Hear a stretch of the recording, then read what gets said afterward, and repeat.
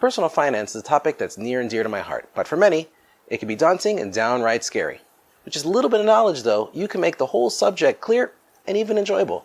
Today, we're going to talk about the top 5 books that will put you in the elite of financially literate people.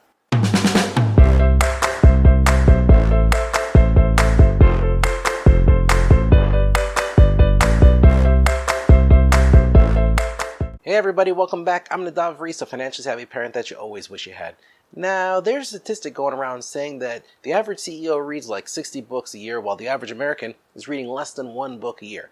But at the same time, a lot of CEOs get a lot of flack for how much more money they make than the average American worker. Maybe, just maybe, part of that, or maybe a good chunk of that money is made because these CEOs are taking the time to invest in themselves and read and learn about topics and ideas that'll help them do better for their company and better for themselves. Now, I believe that you yourself can do the exact same thing by reading these 5 books that I'm going to recommend today. These books are a must-read, especially for somebody who hopes to build a successful financial life for them and their family. Now, even if my CEO book reading theory is wrong, I can guarantee you that by reading these 5 books, you're not going to be any dumber. If anything, you're going to put yourself in an elite class of financially literate people. By reading these 5 books, you will have more financial literacy knowledge than your average person on earth. Think about that. Now, if you've read any of the books that I'm going to recommend today, please leave a comment down below. Let me know. Do you agree with my list? Why or why not? I'd love to hear your thoughts. So without any further ado, let's jump into the books. Book number 1 is a financial literacy classic. It's going to change the way you look at the world around you. This book is none other than the one and only Rich Dad, Poor Dad. Now, I know what you're going to say. You're going to be like, Nadav, but I read that book like 10 years ago. Yeah, I know. We all read the book like 10 years ago. But think about it. Has your life changed at all in the last 10 years? Maybe you got married. Maybe you had a couple kids. Maybe you bought a house. Maybe you're making more money than you did 10 years ago. Maybe you're making way less money than you did 10 years ago. Either way, things have changed in your life. And now, reading the book again, you're going to be looking at it through a slightly different lens than you did last time. You'd be surprised. One of the big mind shift epiphanies that people have when reading this book is the difference between assets and liabilities.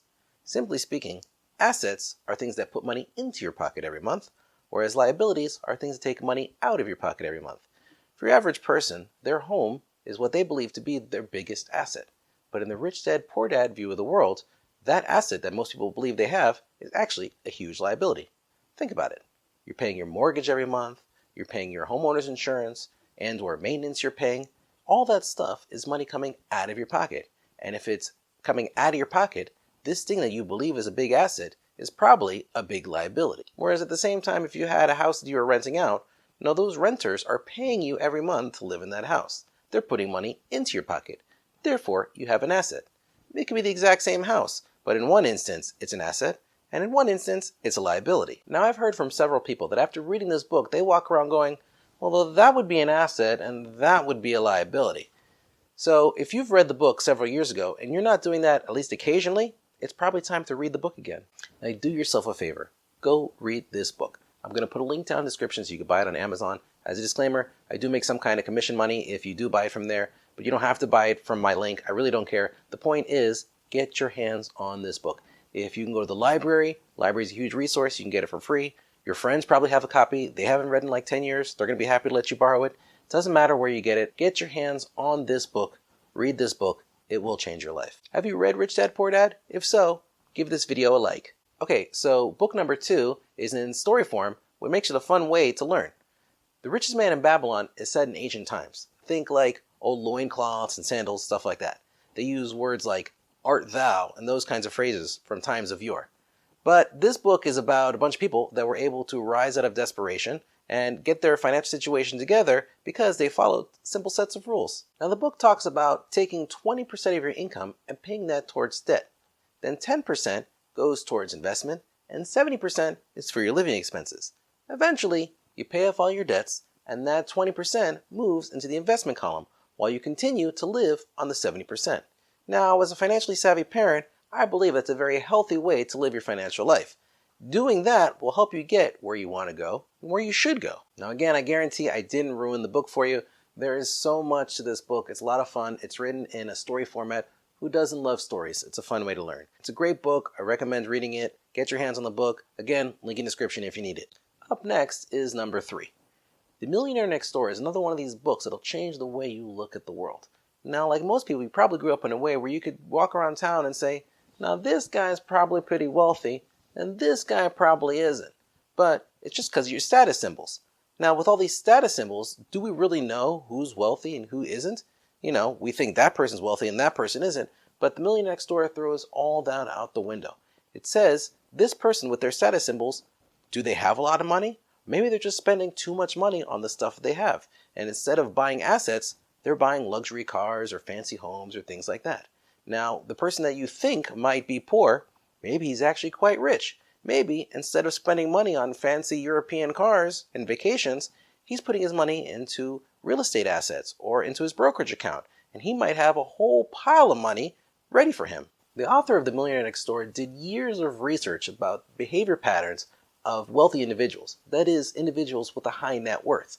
People that you think might be rich might actually be quite poor, and the people that you think might actually be poor might actually be quite rich. You're probably shocked by the way high net worth individuals actually live, and you might have a couple in your neighborhood. They also learned about the behaviors of high income individuals that had a low net worth.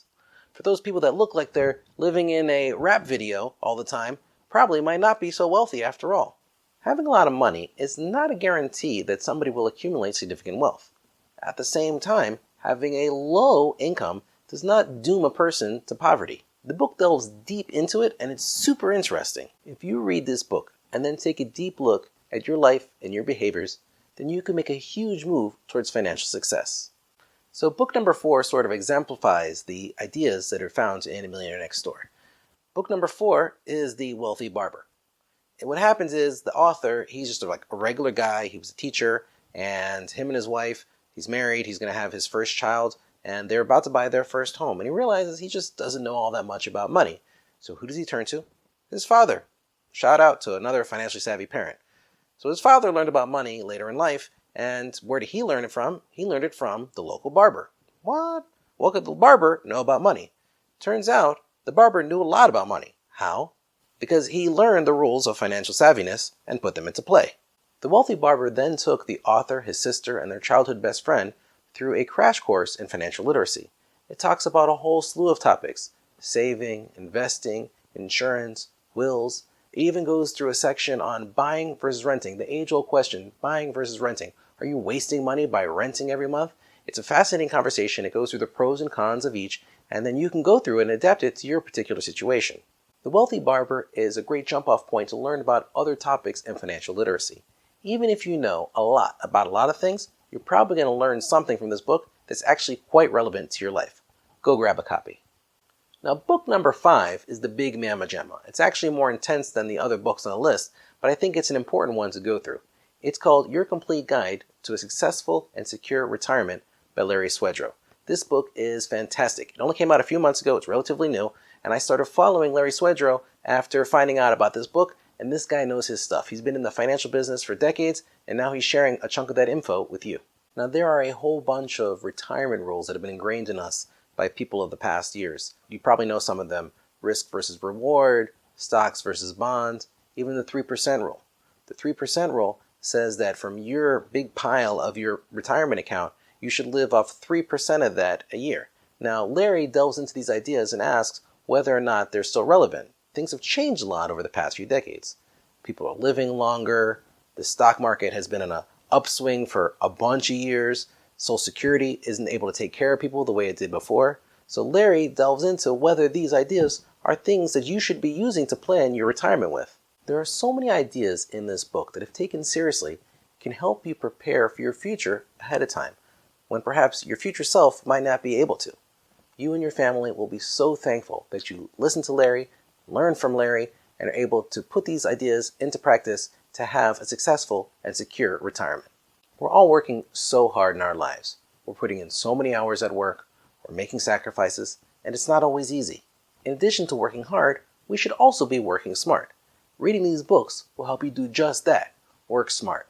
Don't make excuses about how you just can't do it, or you don't have time, or you don't have money, or that you just can't do it yet, or that you don't know how to read. Even if you don't know how to read, get the audiobook. Listen to the audiobook on the way to work or in the gym. If you don't have time, read in the bathroom. If you have to, read in the shower. I don't care how you do it or when you do it, but get it done. Get these books and read them.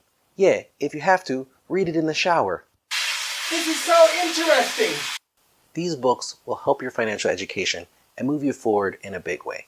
As your financially savvy parent and someone who cares a great deal about your financial success, I really hope you take my advice and read these books. You and your family will be very thankful that you did.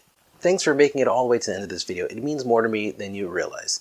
Take the time to subscribe and send this video to somebody that needs this information. Send it to your spouse, send it to your sibling, send it to a friend, your best friend, send it to a coworker, send it to all of them.